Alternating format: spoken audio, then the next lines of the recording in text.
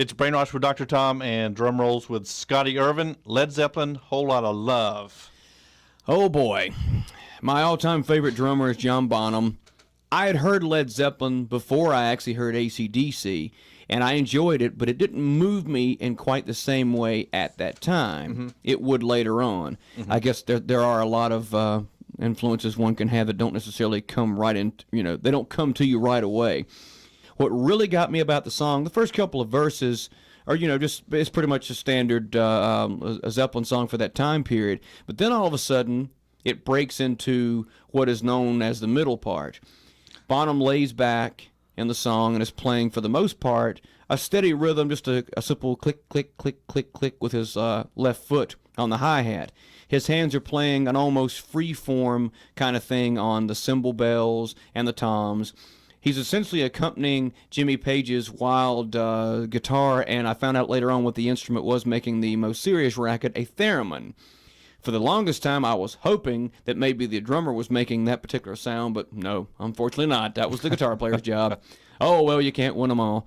And I remember the first time I heard it there, I was struck by all the different sounds, and I thought, this is amazing. What is this, And I was listening to it, and I thought, how are they going to get back into the song? For some reason, I knew they were going to do that. Why I knew it, I don't know.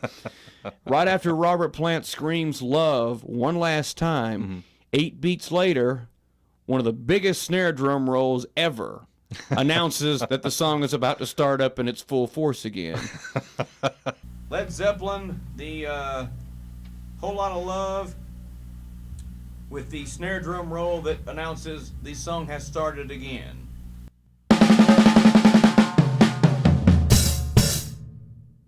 Well, let's just say it's about time. Thank you, John Bonham. Yes. Tell us a little bit more about your current gig with Benji-matic.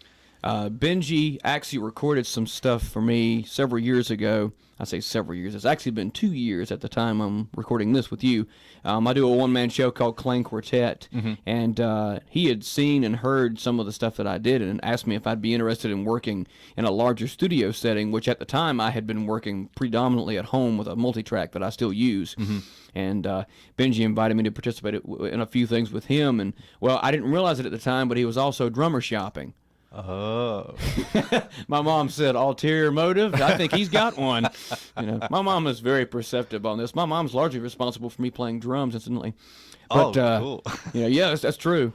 But I came in and recorded just a few drum tracks, and the next day I came back to record a few more, and he was auditioning, quote-unquote, my drum parts for someone. And I remember thinking, that's kind of weird. I mean, I heard me as I was walking down the hallway, and at first I thought he must be just getting everything ready, but I walked in and there's 2 people standing there I've never met before. And I thought, what's going on here, And maybe a few weeks later, he called me one day and he says, okay, there was something to this. We were wondering if you might like to play with us. Led Zeppelin, Whole Lotta Love.